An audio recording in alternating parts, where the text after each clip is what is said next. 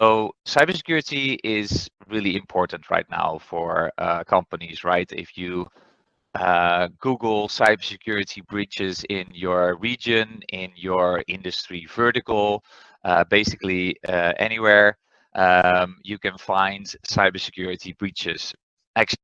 Actually, I did a little bit of Googling around the APAC region.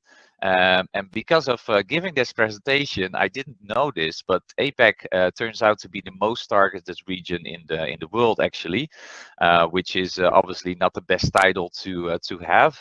But in between May 2020 and 2021, there was a 168% increase, which is obviously huge. And Singapore is actually there on the second place.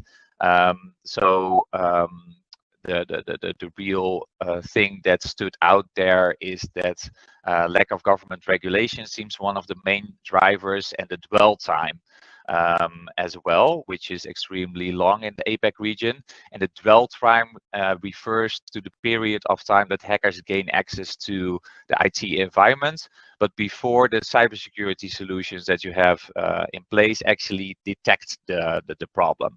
So the question is here is that do hackers actually attack systems?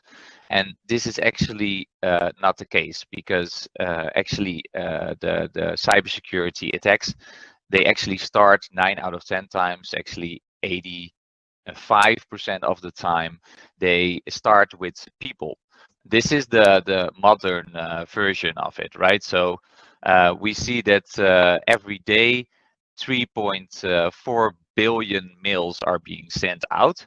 And out of that, actually a significant number still goes through the spam filters. So 612 million goes through the spam filters. That's obviously an approximate number. And out of that, over 50% will be opened. So that's actually a big concern still for your security environment. If you, then we have 92% of all the cybersecurity attacks start actually with a phishing simulator, with a phishing email. So the phishing attacks, they also become more complex. So next to the working from home situation, we have more and more spear phishing. So out of those 92 cyber attacks that start with a phishing email, 50% of those actually start with spear phishing, and those are targeted towards specific individuals, organization, or businesses. See here, and I hope you can actually read this. You will see that in the email that is being sent out, and in the top you will see the sender, right? So you see management is sending this, and here the domain name is very German. Apologies for that. It's beispielfirma.de. But actually, what we do here is we use domain spoofing. So if you would receive an actual demo of the solution, we insert your company name there. So it would be at your company name.se, I would imagine. So this mail would basically come from your management.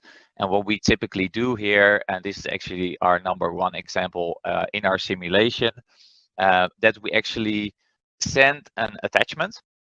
And in this attachment is an important file, but the attachment is actually not a real attachment. It's a link to a web page. So the click rate that you see right here, the 83% click rate, that's actually what we're referring to if they click on either the link in this email or the attachments in this email. So this is actually a really easy one to make. So this is still a top 10 in our simulations.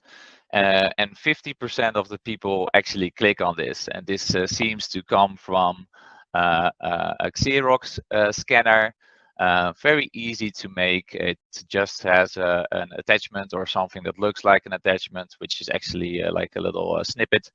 And people are just curious human beings, right? So they tend to click on something like this.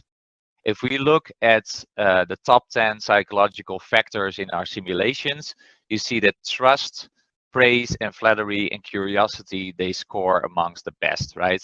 And next to that, pressure and fear, and helpfulness, authority, and financial incentives. So all of these things you can work with, and those are actually psychological factors that actually are being used by hackers right now.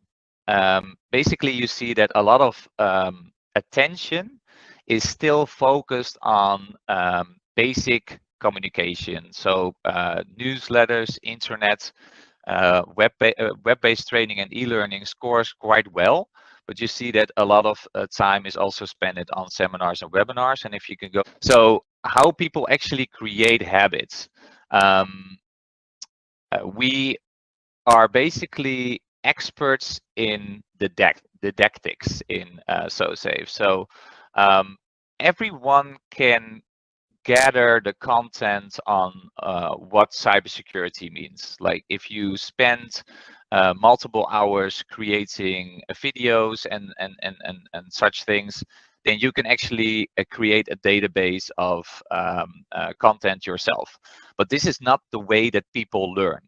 The way that people learn is first and foremost bite-sized, because some of you might sit behind the computer for hours and hours on end and look at videos, and